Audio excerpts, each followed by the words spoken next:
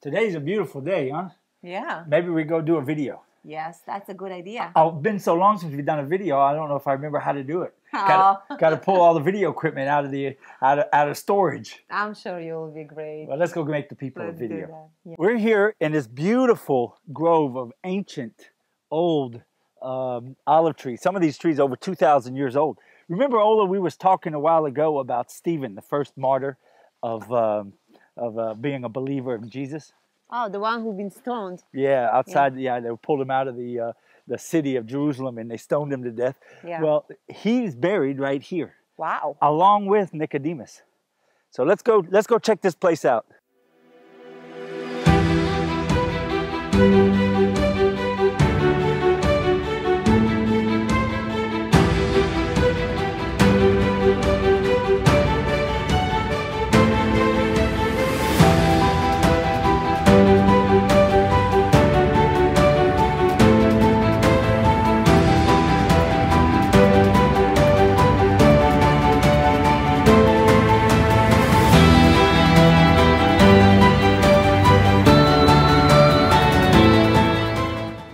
Well, this place really is beautiful.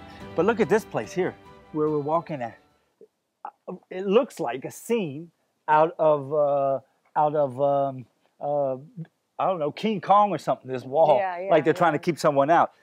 But I tell you what, though, good thing we got a drone. We can look over the wall and see what's there. Let's do it. Yeah, let's do it. We're right above. We're up the hill a little bit here from where the monastery is. But like I said, we'll get this drone out. We'll see what we can find up here.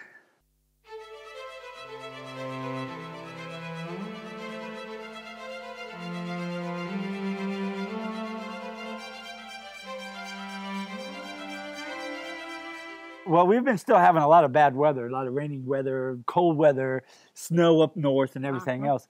But finally, we've got some few good days. So we took advantage of this beautiful day all of a sudden. To run out and make you guys a video. Yeah. Well, we're at Beit Gamel, depends on who you ask and how you say it, Gamel or Gamel. It's in this beautiful olive tree grove that you saw at the beginning of this video. It's in a wonderful location. Some of these trees are over 2,000 years old. I mean, that's amazing. Think about the history these trees went through. Yeah. You know, what they saw. What they saw. Only if these trees could talk. Well, here's the entrance. Yeah. Going in to St. Gamel. Beit Gamel. You see it? Up there. Yeah. Beit Gamel. Well, this monastery is a Catholic monastery, and it's in between Beit Shemesh and the place where we made a video of it, where David slew Goliath. So talk about a wonderful location, right? It looks like their offices are closed, but they have here, you can see, they make wine, and also they make olive oil here. Apparently very good olive oil, but all their offices are closed right here through the entrance. And it's run by the Salesian monks. Wow. Okay. Salesian. I think that's how you say it. I'm not sure, Ola. I'm doing my best here. What are you taking pictures of, Ola? Of the beauty. It's beautiful here. Well, it's widely believed, and it's pretty proved, that this is where Stephen and Nicodemus, Stephen being, like we talked about, the first martyr for believing in Jesus, and Nicodemus is believed that they were buried right here.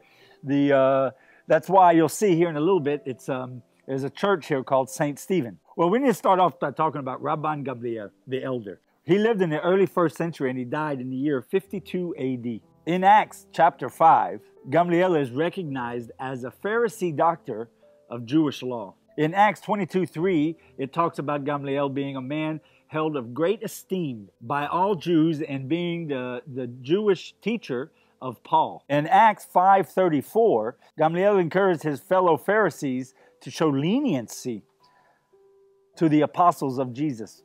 Well, now knowing this gives us a picture of his character and putting the rest of what we're going to talk about here in context. Well, right when you walk in, there's another beautiful tree right here. This thing, you can see the age on it. Look at this thing. That's huge. Wow. Go on in there, Ola, even though it's, just don't step on the flowers. Look at this. See the size of it. Just to see how big it is. This is me. This is the tree. Hi. And this is an olive tree. Wow. Olive trees aren't this big unless they're ancient. Yeah, that's probably what?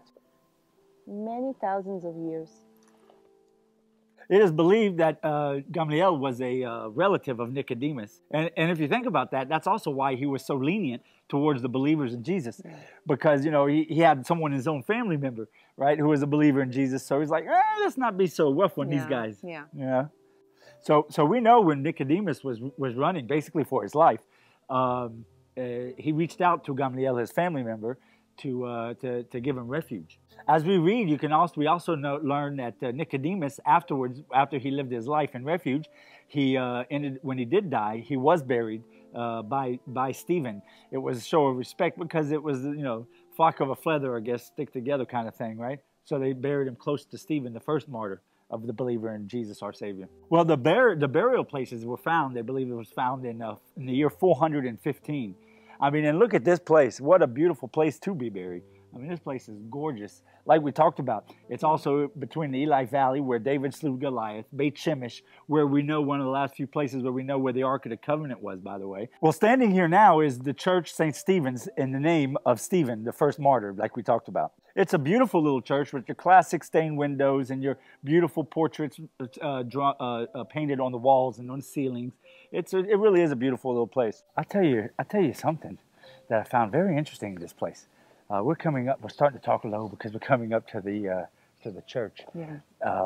The priest here somehow has been able to get tours. Every time you come here, there's lots of tours of Israeli Jews who come here, and he tells them the story of Stephen, the martyr. Mm-hmm. So it's almost like he's using this story in this church to reach the Israeli people.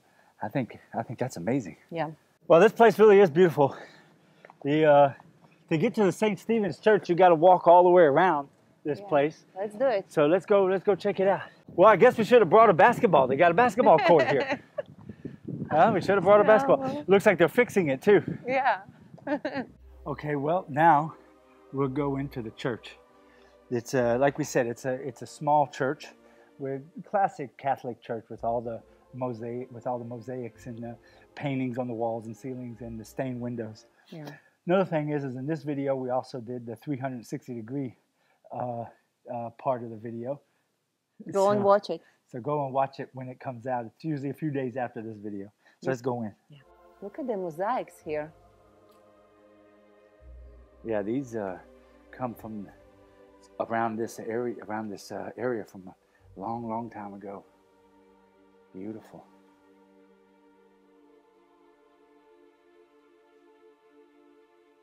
Well, the name of the place, Beit Gamel, obviously is from Gamaliel, because this is where he was. This was his place, but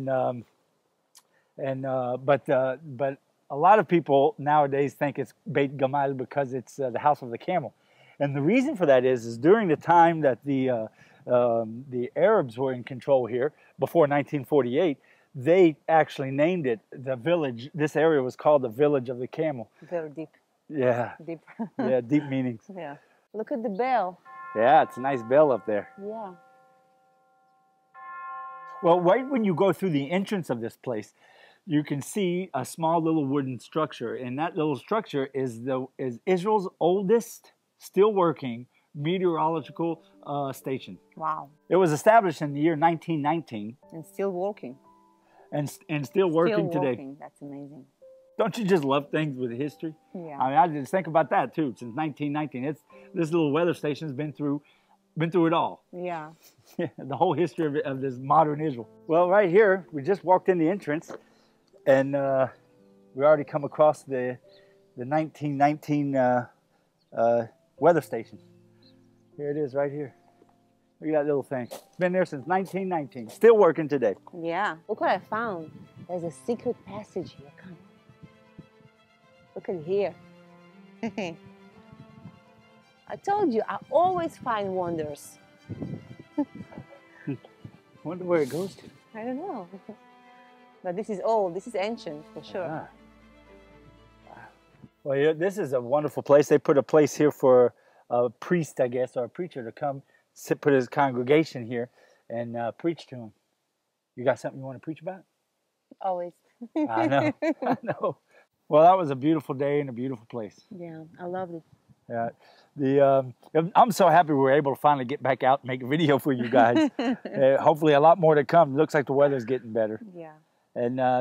So it really was a blessing to put this video together for you guys. And don't forget to join us on thegoldenreport.com. And until next week, God bless. Bye-bye.